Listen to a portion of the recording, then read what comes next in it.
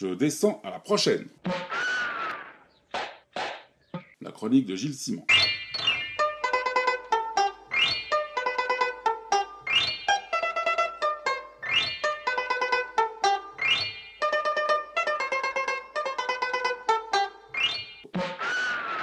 Le scénariste Thierry Smolderen et le dessinateur Alexandre Cléris nous avaient emballés il y a 3 ans avec leur album Souvenirs de l'Empire de l'Atome, superbement édité par Dargaud. Cet étonnant récit de science-fiction élaborait une fusion particulièrement réussie entre les sources d'inspiration du récit et les références et influences graphiques. S'inspirant d'un cas psychiatrique authentique qui défraya la chronique, le scénario naviguait entre thriller psychologique et aventure spatiale. Le dessin d'Alexandre Cléris se nourrissait des motifs futuristes des années 50, des premiers space opéras américains au style atome de l'école belge de bande dessinée. Les formes, les couleurs, les figures de style immergeaient le lecteur dans une Amérique datant d'une 60aine d'années et dans la vision du futur qu'avait cette époque. Hommage à l'âge d'or de la bande dessinée et de la science-fiction, mais aussi à l'architecture de Frank Lloyd Wright et de Robert Mel Stevens, le dessin de Cléris reprenait des motifs des papiers peints, du mobilier, de l'électroménager, du prêt-à-porter, des magazines et affiches de l'époque. Souvenir de l'Empire de l'Atome a été couvert de prix et a fait l'objet d'une exposition au musée de la bande dessinée d'Angoulême, puis aux Utopiales de Nantes. Si je vous remets en mémoire ce superbe roman graphique, c'est parce que ce tandem d'auteurs s'est reformé pour nous embarquer dans une autre aventure littéraire et graphique. Le nouvel opus, sorti le mois dernier, s'intitule « L'été diabolique », avec un K. Il nous fait faire un saut de 10 ans pour évoquer cette fois les années 60. C'est un délice qu'il vous faut découvrir sans attendre. Mais que nous raconte cet été diabolique ? Narré du point de vue d'un adolescent, l'été 1967 commence par un match de tennis aux conséquences inattendues, un père au comportement étrange, une première expérience sexuelle, la découverte du LSD, une amitié estivale. Une inspiration assez autobiographique pour le scénariste Thierry Smolderen. Ouais, d'une part, des souvenirs d'enfance, d'un été passé avec un copain et de toutes les petites péripéties, etc. Le copain était assez mythomane, assez kleptomane.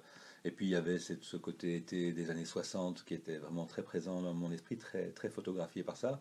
Et puis d'autre part, l'aspect graphique de cette période-là et tous les souvenirs liés à l'émergence d'une forme de bande dessinée à la fois pop, à la fois nostalgique des années 30.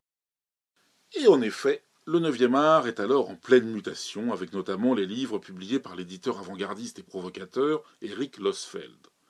L'inclassable Saga de Xam, le sexy Barbarella, le gothique Lone Sloan et les très pop aventures de Jodel et Pravda la survireuse, ou encore Chris Cool.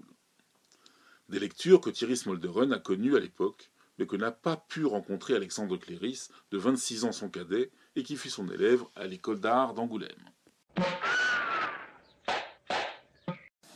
Alors évidemment, je savais à quel point Alex était très très fort pour capter l'essence esthétique d'une période, vu l'expérience précédente. Et donc, j'ai pensé à Pellart, à Forrest, à tous les illustrateurs des années 60, et j'ai vraiment eu envie, et ça fait partie vraiment de la mission que se donne un scénariste, je pense, c'est une envie de voir un dessinateur faire certaines images, quoi. Et donc, j'ai été porté par cette envie de pousser Alex dans cette direction-là et de voir ce qu'il allait pouvoir en sortir, sachant que je ne pouvais pas prévoir exactement ce que ça allait donner, parce que son style est beaucoup plus moderne et totalement actuel, et que donc c'était la rencontre entre deux styles qui m'intéressait. Mais les références graphiques dont Thierry Smolderen a abreuvé Alexandre Cléris pour ranimer l'été de ses 15 ans ne sortent pas seulement des bandes dessinées pour adultes de l'époque. Elles sont d'une grande variété, du design italien aux dessins animés de Hanna-Barbera, des tableaux de David Hockney aux pochettes de disques et affiches pop. Elles permettent aux auteurs de rendre hommage au psychédélisme rococo des années LSD. Le récit, en nous entraînant dans une fantasmatique histoire d'espionnage, se place aussi sous l'influence du mystérieux Diabolique, ce lointain cousin de Fantomas, héros de comics transalpins des années 60 inventé par Angela et Luciana Giussani et adapté au cinéma par Mario Bava. Jamais, toutefois, le dessin et les compositions d'Alexandre Cléris ne versent dans le pastiche ou l'hommage servile. Toutes ces références ont comme infusé en lui, nourrissant son propre style, fait de mariages improbables de couleurs étonnantes, de mise en page sans cadre permettant une grande fluidité narrative et une lecture promenade dans cette quête initiatique aux apparences trompeuses, aux doubles jeux, aux coïncidences qui n'en sont pas. Alexandre Cléris. Mais ça tient beaucoup aussi à ce que Thierry m'a apporté, parce qu'il m'a apporté énormément de documentation. Donc je me plonge dans tous les livres. Et c'est vrai que quand il me donne une référence par rapport à Jodelle ou à la surviveuse, je me plonge dedans, je regarde, j'analyse tous les codes graphiques en fait, qu'a pu mettre en avant Camille le dessinateur en avant, et je vais voir aussi les autres de la même vague, et je regarde quelles sont les similitudes de ce code graphique à travers les différents styles, parce qu'en fait, on a l'impression d'une vague de dessinateurs qui évoluent dans la même chose, mais il y a plein de choses, peut-être qu'eux, ils se regardaient aussi entre eux quand ils faisaient ce genre de travaux, mais il y a une évolution commune, en fait, de tous ces dessinateurs, et ça tient à des petits codes que l'on peut retrouver aussi dans d'autres éléments, comme euh, pas ici dans l'architecture, mais peut-être dans la décoration, dans les motifs textiles, par exemple, dans les affiches. Donc je vais aussi voir en annexe toute cette partie-là. Et des fois, c'est peut-être plus un code que je vais reprendre dans une affiche de Jimi Hendrix, par exemple, que je vais mixer avec la gamme colorée peut-être de Pellart. Et puis derrière, il y a aussi toute la filmographie qui m'apporte Thierry. Donc je me plonge aussi là-dedans, dans les attitudes, par exemple, plus pour les personnages et pour les attitudes corporelles. Et puis, il y a aussi tout ce qui est la culture moderne. Donc, je regarde aussi ce que font les autres dessinateurs actuellement.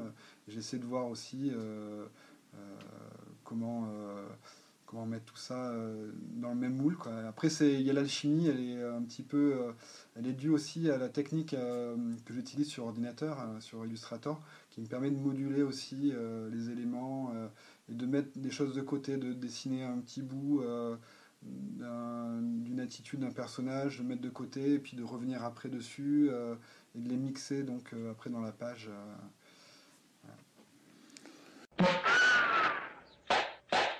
Le dessin d'Alexandre Cléris, avec ses volutes de couleurs acidulées, l'érotisme torride des nuits estivales d'initiation du héros au bord d'une piscine sortie tout droit de chez David Hockney, doit beaucoup au récit de Thierry Smolderon, imprégné de ses souvenirs adolescents et étayé par la bibliothèque graphique qu'il a procurée à son dessinateur. Mais il ne fait aucun doute que le récit lui-même est alimenté en retour par le travail graphique et la palette d'Alexandre. Oui, il y a des allers-retours, il y en a beaucoup même, parce que pendant que Alex dessine, ça me donne des impulsions aussi, ça va me faire chercher de la documentation ailleurs, ça va me faire changer éventuellement un élément dans un film, une scène dans un film, ou une revue que je trouve, par exemple une revue de mode française. Que j'ai trouvé dans une librairie ici à Angoulême. J'ai trouvé tous les numéros sur l'élégance française du début des années 60. Nous a dicté un moment assez clé dans l'album où le personnage Antoine découvre que son père s'habille de façon très pensée, très consciente et lucide et très construite, et qui se demande ce qui se cache derrière ce type de construction. Ça vient vraiment d'une trouvaille tout à fait au hasard des recherches qu'on a pu faire. Donc il y a vraiment un va-et-vient permanent, et le dessin, l'image, ce que Alex va pouvoir en tirer, fait vraiment partie de mes préoccupations premières dans l'écriture du scénario. S'il y a une grande séquence sur une plage, c'est pas par hasard, c'est parce que je sais très bien ce qu'Alex va pouvoir en tirer en termes de couleurs et de côté pétillant de l'image, quoi. Le scénario de Thierry Smolderon, qui joue pourtant de plusieurs temporalités et des rebondissements et faux-semblants du récit d'espionnage, est d'une limpidité qui en fait toute l'efficacité. Le dessin d'Alexandre Cléris, qui a gagné en maturité, sait évoluer avec la situation, dans son déploiement dans la page comme dans sa palette de couleurs. Ainsi, par exemple, à une séquence où LSD, où les formes, les lettrages et les couleurs éclaboussent la page d'un psychédélisme explosif, succède un lendemain patraque, aux cases alignées, aux lignes horizontales marquées et à la palette réduite à des mauves et verts nauséeux. Vous l'aurez compris, l'été diabolique ne fait pas seulement un saut de 10 ans dans l'époque évoquée par rapport au précédent opus Souvenir de l'Empire de l'Atome, mais il représente aussi une nouvelle ascension du tandem d'auteurs dans le talent mobilisé par leur travail en commun. Ce livre de 168 pages est une merveilleuse expérience de lecture que je vous recommande. Voici le moment de mon conseil de la semaine. Après avoir dévoré l'été diabolique et relu Souvenir de l'Empire de l'Atome, faites un tour du côté d'Angoulême, où résident Alexandre Cléris et Thierry Smolderun. Vous les croiserez peut-être à la terrasse d'un café de la vieille ville. Mais surtout, vous pourrez vous rendre au musée de la bande dessinée et découvrir dans le même bâtiment une expérience immersive unique au monde. Ça s'appelle Le Tumulte et c'est développé par une entreprise installée en Charente, Cortex Productions. Il s'agit d'un panorama, c'est-à-dire une image projetée à 360 degrés tout autour du groupe de spectateurs. Rien de nouveau, me direz-vous. Des panoramas, il y en avait plein les grands boulevards à Paris à la fin du XIXe siècle. Le passage des panoramas, d'ailleurs, leur doit son nom. Mais attendez, ce panorama-là projette des images numériques animées. Et ce n'est pas tout. Ces images qui vous entourent et vous enveloppent sont en relief. Et pour couronner le tout, le spectacle est interactif. Avec vos bras et vos mains, vous agissez sur l'image projetée, vous vous saisissez d'objets en relief. Le spectacle qui y est projeté actuellement, intitulé Le secret du ruban monde, a été conçu à partir d'un scénario original de Thierry Smolderun, mis en image par Alexandre Cléris. Tiens, les revoilà. Vous serez des spectateurs invités à une plongée dans l'imagerie fluide et aérodynamique de la SF des années 50. Munis de lunettes 3D, vous pénétrerez dans le ruban monde et deviendrez créateurs de mondes, des frémissements de la vie jusqu'à l'édification de villes entières. Mais saurez-vous sauver ce monde en expansion de la pluie de météorites qui s'abat sur lui? Deux fins possibles, selon votre dextérité et celle des autres spectateurs. Bon, moi je descends à la prochaine. Mais je descends qui à la prochaine?